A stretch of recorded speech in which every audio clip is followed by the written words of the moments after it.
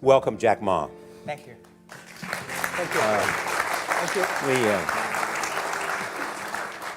you. We've all become very cognizant of Jack and his story. And when Alibaba went public with the largest IPO in history, we knew a lot more about him. So I want to talk about his personal story. I want to talk about how many times he tried and failed and what kept him going. I want to talk about where he is today and how he got here, and where he is going and how he expects to get there. And if he gets there, what will it all mean for him and for the people that he wants to inspire? So I begin with this question though, Jack. Why are you back at Davos? It's a long break for 7 years. I think my last trip here was year 2008. But I was coming for year 2001 for the Young Global Leader for Tomorrow. And remember, I never heard about Davos when I came. But when I came, in the Switzerland, so many young people demonstrate. It was such a horrible thing that I was, and I asked them, why did they do it? They say, anti-globalization. And I say, why? Globalization is a great thing. Why people don't like it? And then we come all the way for 2 hours here. There's a machine gun. There's people checking. I say, oh God, is that a forum or is it prison? We're gonna go. Is that? But when I joined the forum as the Young Global Leader, I was thrilled by so many ideas. For the first 3-4 years, I learned what does the globalization mean? What does the corporate citizenship mean? What about social responsibility mean? All these new ideas, and I see so many great leaders talking about leadership, and I benefit a lot. And the year 2008 and 2009, when the financial crisis came, I think it's better go back to work, because we can never win the world by talking. So go back, spend 7 years. Now I come back, I think it's time to do something return. Because I learned so much. Let's talk 12 years ago. So why I should not talking to the young global leader of today, sharing with them how we've gone through. So that was the thing. Let's start with where you are today. Just how big is Alibaba? How many people come every day? How many people come in a week? How fast is it growing? Yeah, we have over 100 million buyers visiting our site, shopping our site every day. And we created 100 million every day. We created 14 million jobs for China, directly and indirectly. And we grow from 18 people to 30,000 people, 18 people in my apartment, to now we have 4 big campus. Compared to 15 years ago, we were big, but compared to 15 years later, we're still a baby. And how big will you be 15 years from now? I think 15 years ago, I told my team that in the past 15 years, we grow from nothing to this size. And 15 years later, I want people to know about Alibaba, know Taobao, because it's already everywhere. I want 15 years ago when we talk about what is e-commerce, why small business can using this e-commerce, this internet, can do business across the nation. And I hope 15 years later, people forget about e-commerce because they think it's like electricity. Nobody thinks it's a high tech today. Now, this is something that I don't want 15 years later, we still walk on the street talking about why and how e-commerce can help people. Talk about the IPO. Did it exceed your expectations? Well, it's a pretty small IPO, 250. Yes. Yeah. The largest IPO in the history of Wall Street. We raised. And number 2 was a Chinese bank. Thank you. I remember year 2001. We went to raise some 5 million, 3 million venture capitalist dollars in the USA, and got rejected. And I say we'll come back raising a little bit more. But I think, what we think more about is for $25 billion, how we can spend the money efficiently, because this is not the money, this is the trust from the world, the trust from those people. They want to do better jobs to help more people. They want to have a good return.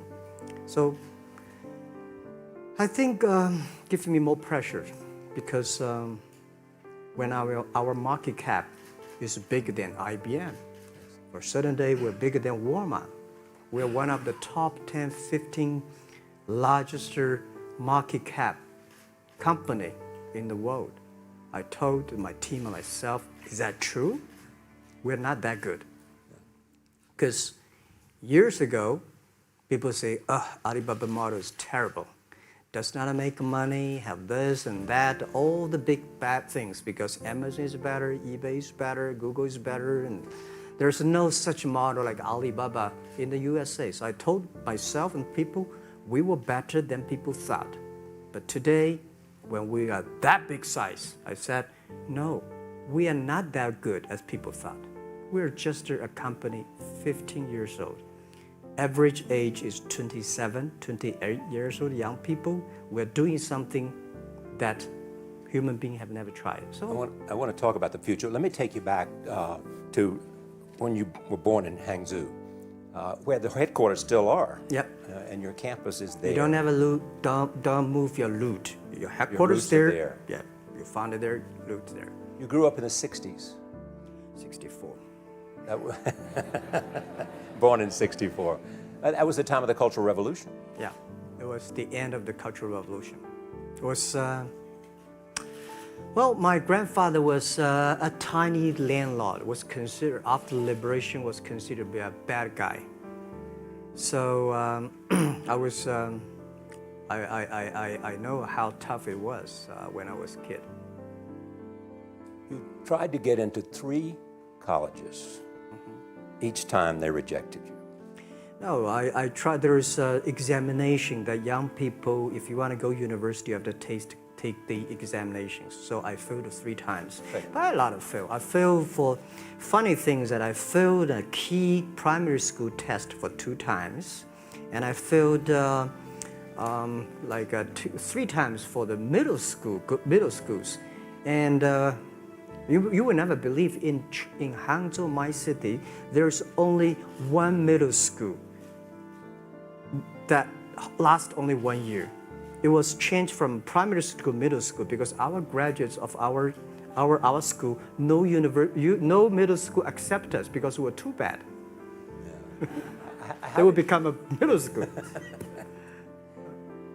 What effect did it have, though, being rejected? Well, I think we have to get used to it. We're not that good. Even today, we still have a lot of people reject us. I think when I graduated from universities, and before I, for 3 years, I tried to fill in the universities. So I applied jobs for 30 times, got rejected. I went for a police, they said, no, you're not good. I went to even the KFC. When KFC came to China, come to my city, 24 people went for the job. 23 people were accepted. I was the only one guy. And we went for police. 5 people, 4 of them accepted. I was the only guy that I received it. So to me, being turned down, rejected. Oh, by the way, I told you that I applied for Harvard for 10 times, rejected. I know I'll be rejected. I just don't want to say that. Yeah, sorry now. 10 times you wrote them and said, I'd like to come to Harvard. Yeah. And then I told myself, someday I should go teach there, baby. I think that can be arranged. Richard Nixon came to Hangzhou. Yeah. And after that, tourists flooded the place. Yeah. And that's how you learned English. Yeah. I really like I don't know why at 12, 13 years old, that time I suddenly fell in love into the language, the English. And there's no place you can learn English at that time. There's no books, English books. So I went to the Hangzhou Hotel, now called Hangzhou Shangri-La Hotel, because that was the hotel can receive the foreign visitors. So every morning for 9 years, I showed them around as a free guide, and they taught me English. And I think that changed me. Today, I'm a 100% made in China. I've never got a one-day train outside China. Yeah. And when people talk to me, say, Jack, how can you speak English like that? Why sometimes you talk like an Western guys? I think that was the 9 years. These Western tourists opened my mind because everything they told me are so different from the things I learned from the schools and from my parents. So now I have a habit. Whatever I see, whatever I read, I use my mind. Think about for 2 minutes. Is that how Ma Jun became Jack Ma? Actually, Jack, the name was given by a lady in tennis. She's a tourist. She came here and she said, she came to Hangzhou. We become a pen friends. Ma Ring is so difficult to pronounce. So she said, do you have an English name? I said, don't. So can you give me an English name? She said, okay. She said, my father called her Jack. My husband called Jack. What do you think about Jack? I said, good. So I've been using that for that many years. Yeah. First visit to America, 1995? 1995, yeah. I come here for a project helping the local government to building up a highway. And you tried the internet. I tried the internet in Seattle and in a building called the U.S. Bank. I don't know whether the U.S. Bank is still there or not, but it's a building. And my friend opened a small office, which is like only 10% bigger than this room. And there are a lot of computers in there. And he said, Jack, this is internet. I asked, what is internet? He said, search whatever you want. At that time, they used Mosaic, very slow. Right? Yeah. And I said, I don't use it. I don't want to type because computer is so expensive in China. If I destroy it, yes, I cannot pay. He said, just to search it. So I searched the first word, beer. I don't know why, because it's easy to spell, baby. And I see beers from Germany, beers from USA, beers from Japan, but there's no beer from China. And I say, okay, type the second word is China. No data. Nothing. Nothing. And I said, 1995. No data about China. So I talked to my friend. Why not make something about China? So we made a small, very ugly-looking page called China. It's something like I did a translation agency and we listed on there. It was so shocking.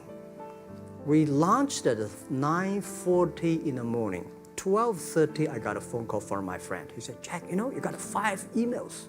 I said, what is email? And they say, these are the things. So people so excited. Where are you? This is the first time I see a Chinese website on that. How can we can we do something together? So I think this is something interesting. So we should do it. Why did you call it Alibaba? Alibaba? Well, when I started, I think internet is global. We should have a global name. And a name that, interesting, like at that time, the best name is Yahoo. Right, so I've been thinking for many days, suddenly think Alibaba is a good name. So I happened to be in San Francisco that day. I did have a lunch and a waitress come. I asked her, do you know about Alibaba?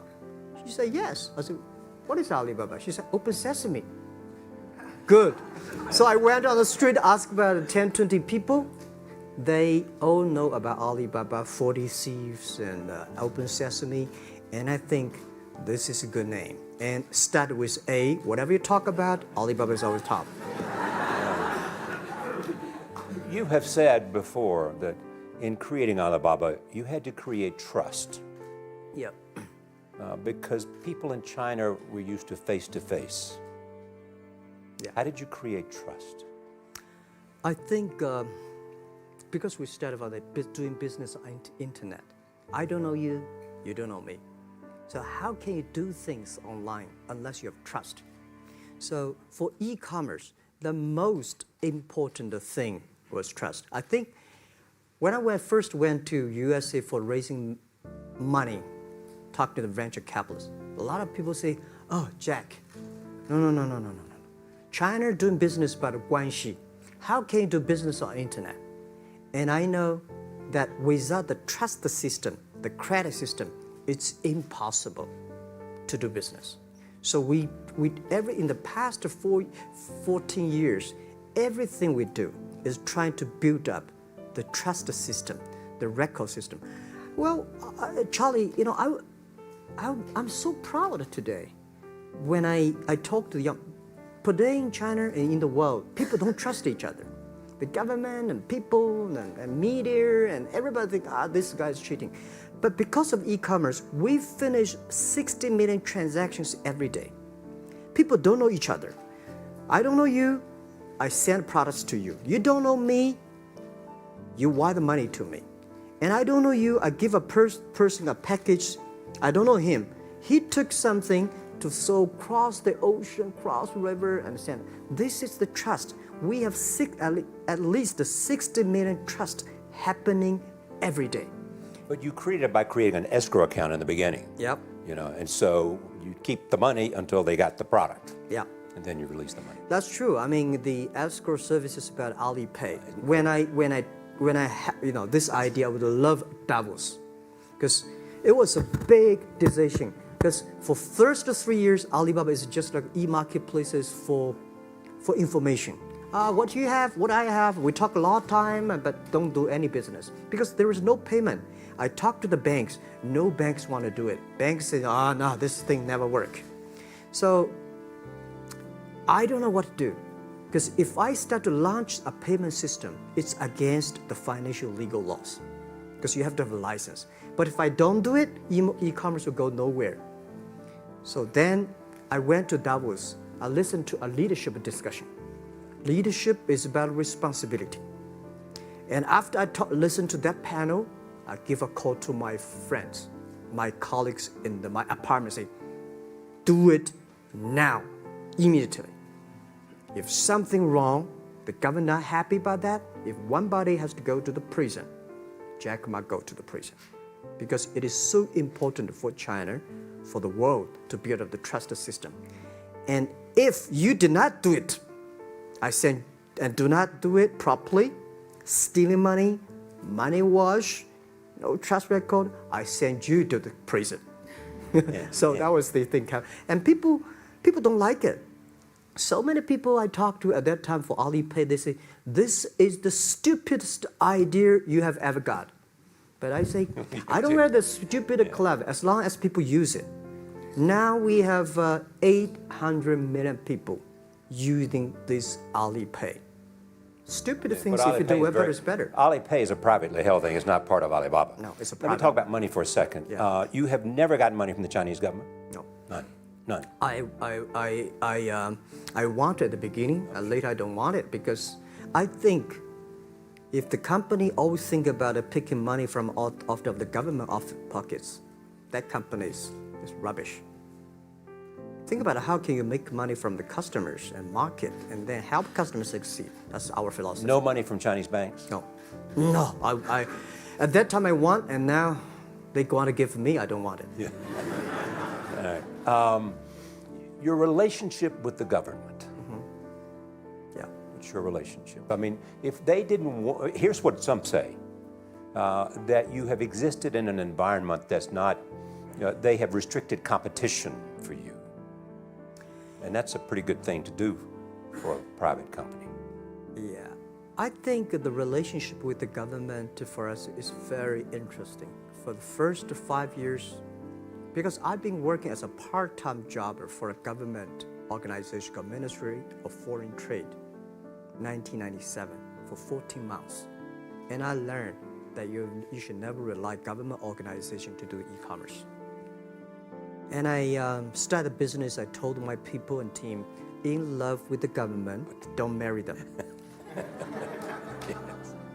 Respect them. And a lot of people say, well, government officers talking about internet, the censorship and this, that, and they worry about.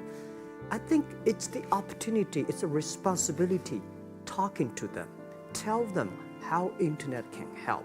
So you tell them we create jobs. Oh yeah, I think a lot of people debate and fight against them. And in the first 12 years, anybody come to my office, I sit down talking to them, how we can help economy, how we can create jobs, why China will improve by the internet. I think because internet that time is new to any government. And if you convince somebody, and you have the chance. So today I'm very talkative. That probably this is why I talk to so many people. So, I mean, if the government comes to you and asks you to do something for them. Normally, when government comes say, Jack, can you do this project? I say no. I say no. I can introduce some friends who are interested in doing that for you. But if they continue to want me to do it, I say, okay, I do it, but I don't charge. I hope next time don't come to me again. But recently, we help some government organizations do it. For example, every Spring Festival, the train ticket is so difficult. Hundreds and thousands of farmers work in the cities. In the Spring Festival, they go to the hometown. But when they order tickets on the whole system crashed for 5 years. So I told my young people, go support them. Don't charge anything. Because I don't want to see millions of farmers go back to city and they cannot buy the tickets. So it's something that it's not for money. It's something it's not for the government. It's for the millions of people. They can buy tickets in a snowy night and they don't have to wait. They just use mobile phone, online, they get ticket. One way stop along the route to where you are in that big IPO was Yahoo. Jerry Yang gave you invested $1 billion. Yeah. $1 billion. Yeah. It turned out to be a pretty good investment for Yahoo. Yeah. But one time after another, you raised this money on your own outside of China with investors. Yeah, I'm very thankful for all the investors because 1999, year 2000, and even at the Yahoo time, a lot of people say this Jack is crazy. He's doing something that we don't understand. A lot of venture capitalists give you money because there is such a American model already there. But they say, Alibaba, we don't see this kind of model, right? They say Jack's crazy. Yeah, this is crazy guy. I mean, I remember my first time in Time magazine, they call me Crazy Jack. And I think crazy is good. We are crazy, right, but we're not stupid. We know what we are doing, but if everybody agree with me, if everybody believe our idea is good, we have no chance. So that's the money we raised. We're very thankful. So when our investors make a lot of money, I feel proud and honored. As you know, in the United States, issues have risen about privacy. Yeah. Google and Apple, and questions of whether the government should have access to files. How do you handle that if the Chinese government says you know a lot about people?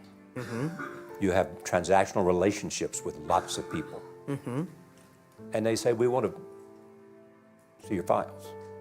Well, so far I don't have this kind of problems from Chinese government. And I told them, any government, if you come here for the national security, anti-terrorist, well, anywhere, anti-terrorist, we work together. It's a criminal, we work. But rest of that, no. I said, we are a business. The data is so precious because we don't know how. Because if we give to anybody, it's going to be a disaster. And also about privacy issues.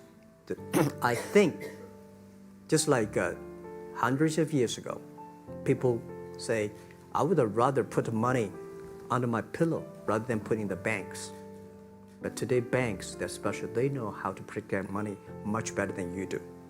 Privacy issues, all these kind of securities, today we may not have the solutions. We don't have the answer. But I believe our young people have the solutions. In the next 10, 20 years, there will be breakthrough on that. And I'm fully confident on that. Your life is a testament to the idea that nothing is impossible. that if somebody says no, you say it's just the beginning. Where does that come from? Well, at the beginning, I never thought, I thought when I was young, I said, everything's possible. Now I know not everything's possible.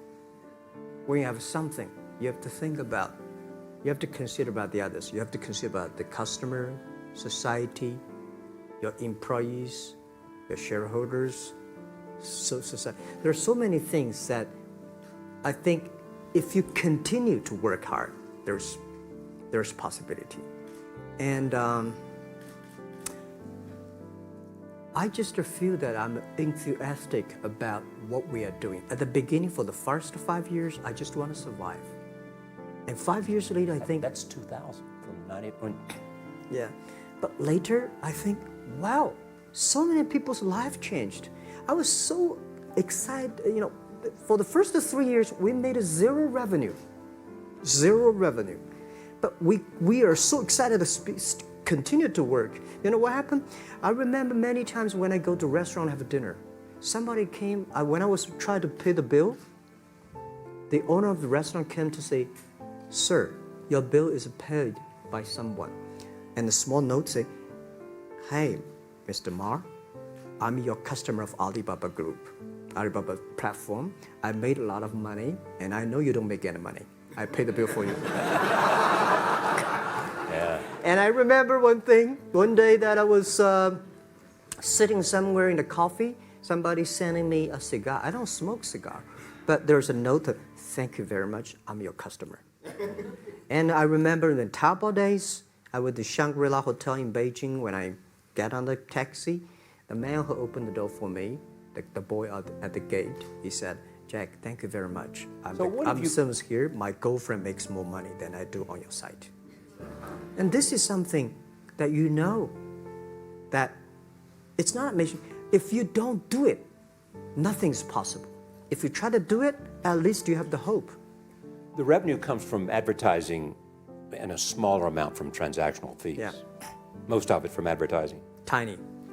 Tiny from advertising? Tiny from advertising, tiny from transactions, because we need big mass.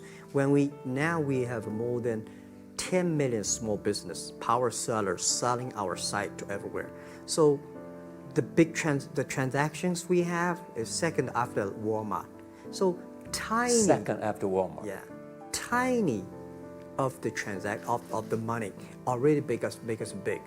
So, you know, we second after Walmart. I remember one of the senior management of Walmart guys came to Hangzhou 5 years ago. He said, "Jack, you know, you do a great job," and blah, blah, blah.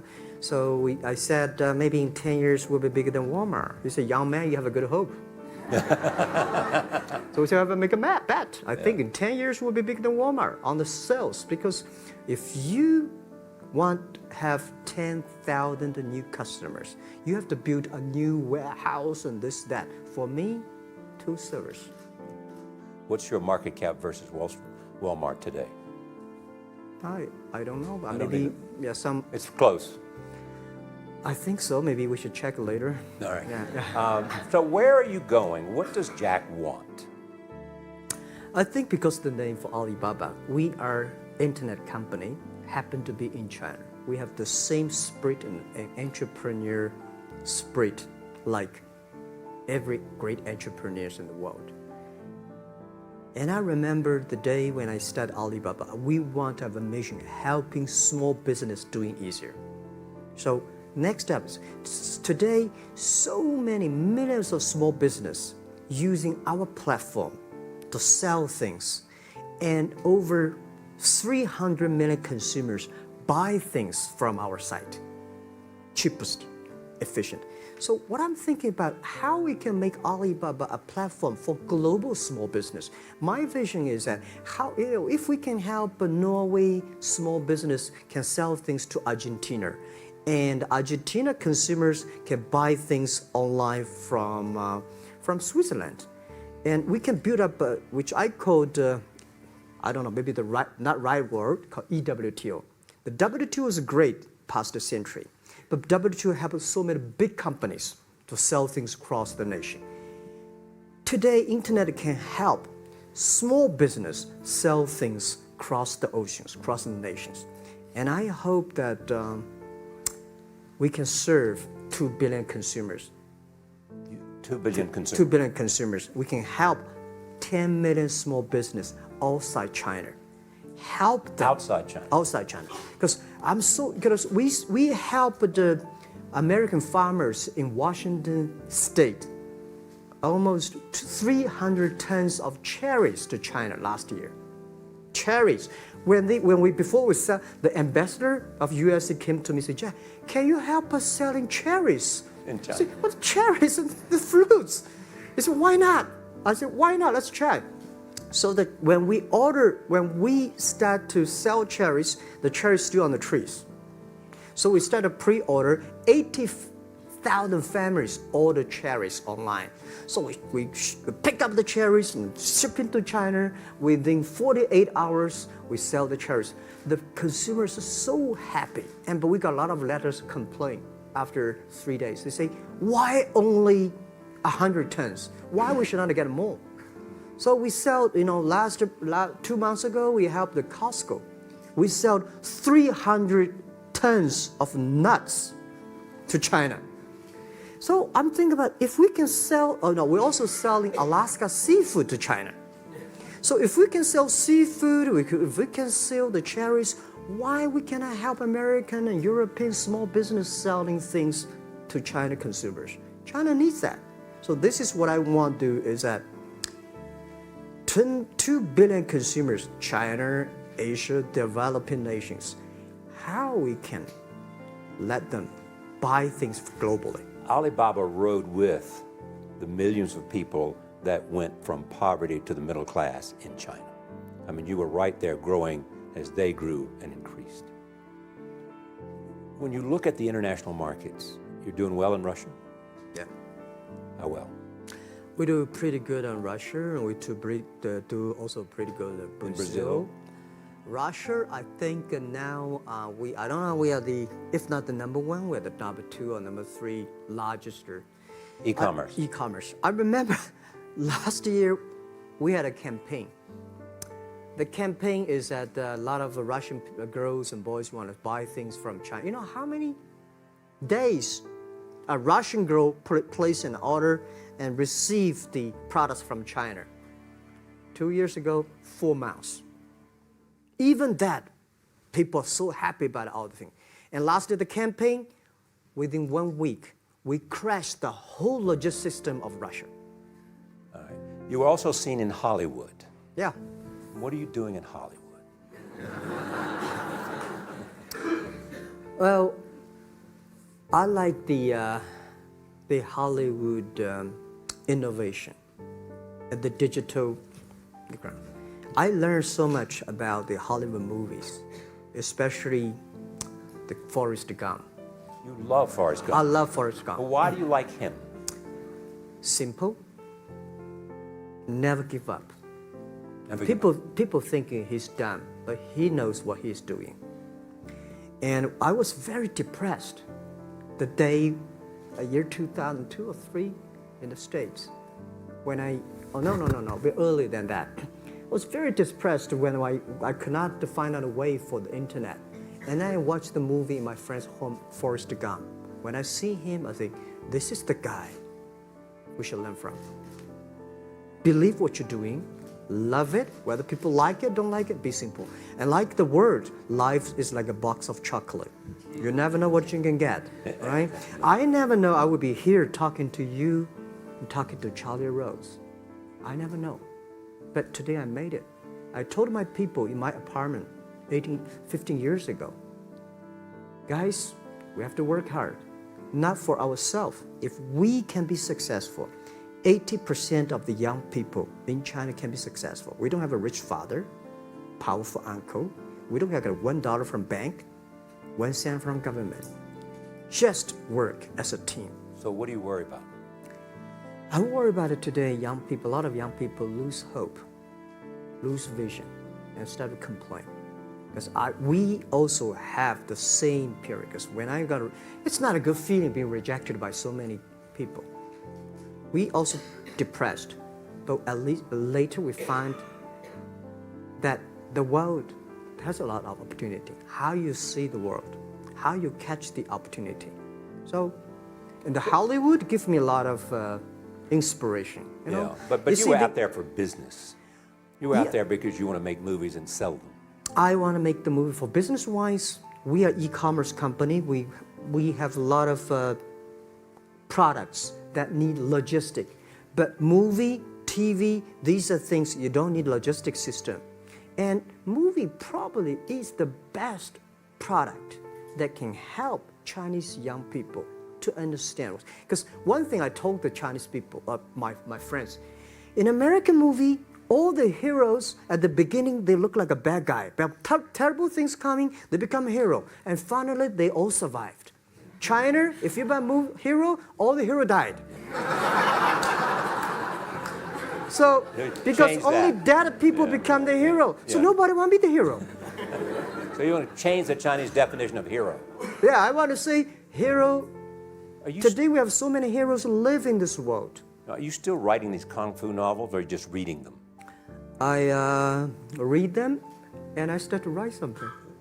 I think it's fun. The kung fu is something you start to think about something that you cannot do. But if you have some luck, if you continue to practice, if you got a good master, if you're a good team, you get expert. So at least to make me, when I'm busy, when I'm tired or frustrated, I read kung fu books. And You also travel with a Tai Chi. Am I saying that right? A trainer. Tai Chi? Tai Chi. Tai Chi. Tai Chi, yeah. What does that do for you other than keep you in good health? I love Tai Chi. Tai Chi is a philosophy about yin and yang. Tai Chi is about how you balance, how you work, like a competition. People say when I compete with eBay, say, you hate eBay. No, I don't hate eBay. It's a great company. You know, they come, I go. You know, Tai Chi is like, you fight here, I go over there. You put it on the top, I go to down, right? So it's a balance, right? You are heavy, I'm small, you know. When I'm small, I can jump. You're heavy, you cannot jump. So the Tai Chi is better philosophy. I use in Tai Chi philosophy in the business. Calm down. There's always way out. And keep yourself balanced. And meanwhile, don't try to keep, because business is a competition is a fun. Business is not like a battlefield. You die or I win. Business, even if you die, I may not win. Right? So it's about fun. So Tai Chi gives me a lot of inspirations. But you want your life and you want this company, Alibaba, to change the world. And you're changing the world if, in fact, you provide a forum for buying and you enable people to earn a living. But also, you believe that Alibaba ought to change the lives of women. So what are you doing? At first, I think many years ago, I want to change the world. Now, I think if we want to change the world, we change ourselves. Change ourselves is more important and easier than change the world. And second is that I want to improve the world. Because it changed the world may be Obama's job.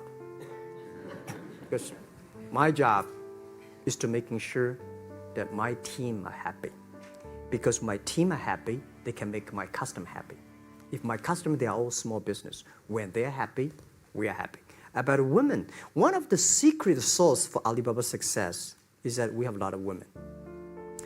What percentage of women among Alibaba one day employees? before, I think 2 or 3 months before we IPO, there's American journalist come to our company. She asked me a question. Jack, I've seen so many women in your company. I say, what's wrong? We have later we find that we have 47% of the employees of our company are women. How many? 40? 47% of our company are women. And we actually had a 51 because we acquired some company these days. They have more men, so balance that. But these are women in top-level positions? 33% of the of the management are women.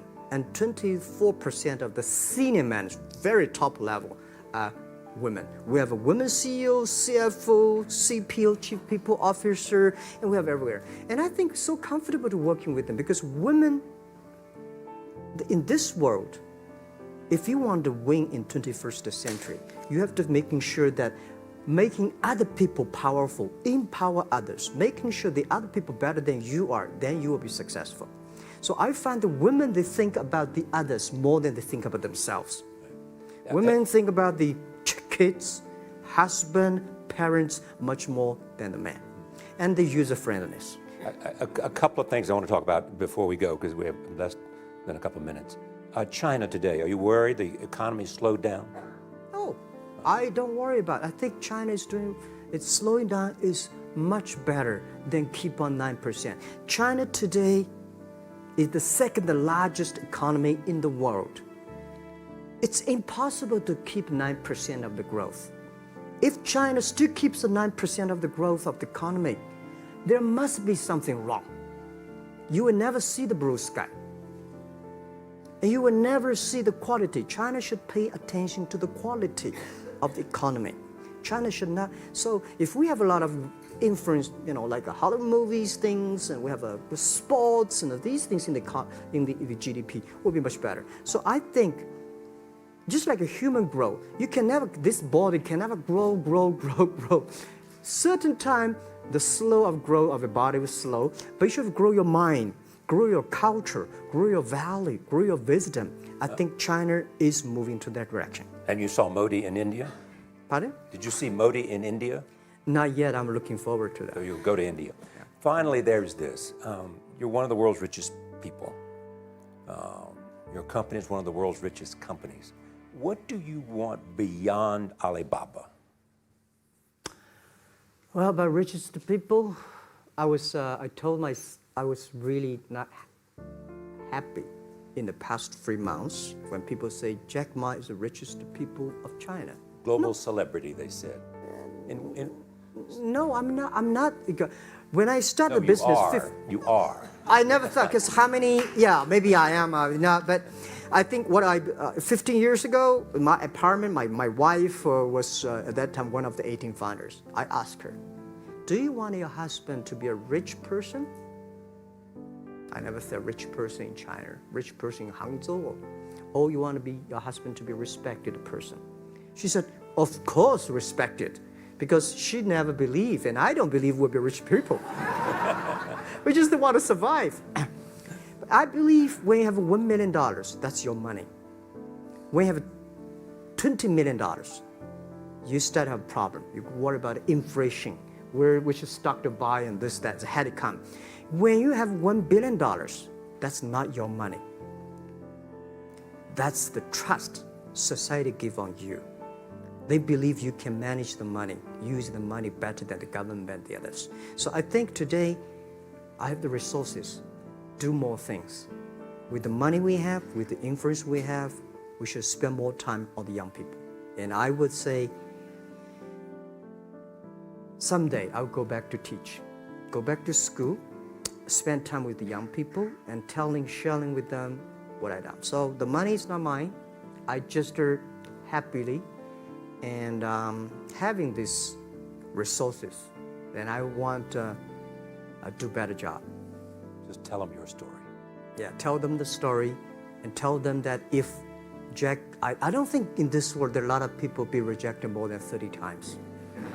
If we, the only thing we never give up, the only thing we're like a Forrest Gump, we keep on fight, we keep on change ourselves. We don't complain. Whether you are successful or not successful, I find that people, when they finish the job, if they make the mistake, if they fail, if they always complain the others, this guy will never come back. If the guy only check himself, something wrong with me here, something wrong with me there, this guy has a hope. Jack, on behalf of everybody in this audience and a television audience around the world, thank you for taking your time to be with us. Thank you.